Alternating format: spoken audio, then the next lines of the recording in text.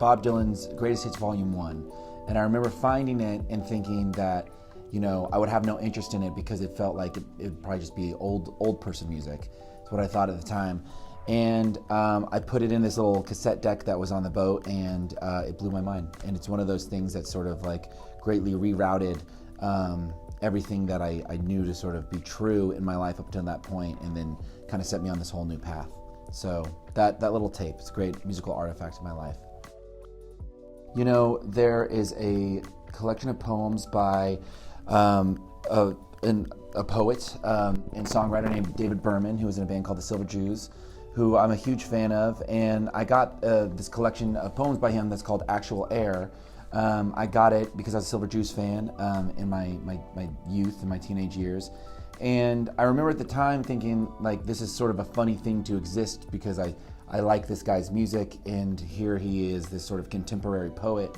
And I remember I was reading a lot of classic poetry at the time that I was also reading this, and it just felt like, oh, this is a contemporary thing. But I remember liking his poetry so much more than the classics, and wondering if that was okay, the fact that I thought that he was somehow better.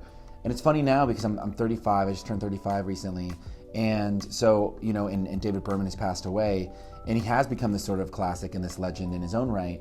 And it's one of those things that I feel like I've grown with it, and I've watched that collection grow, and it's one of those times in my life that I feel that I experienced someone sort of become this classic and this legend.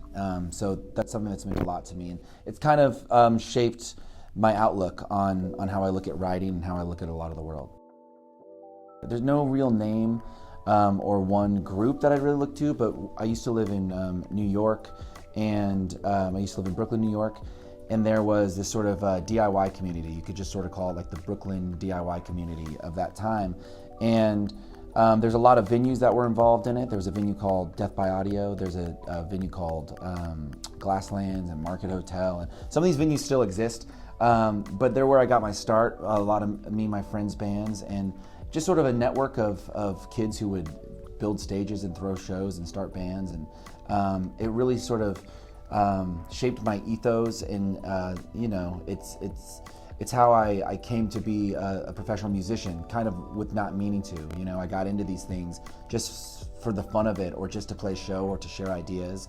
And I've been so lucky and fortunate that it's turned into this thing that I get to do for a living. But it really all sort of started there. And my booking agent recently, he said this thing that I liked a lot, where he was saying he used to think of the beat poets and think about like the beat poet community, and how he wished he had that. But as we age, we realize that we were a part of these sort of communities, and those communities that maybe we didn't realize it at the time, but as we get a little bit older, and almost the way that I was talking about David Berman, we realize that these things are very important, and they do make an impact on culture, and I'm very happy to have experienced it.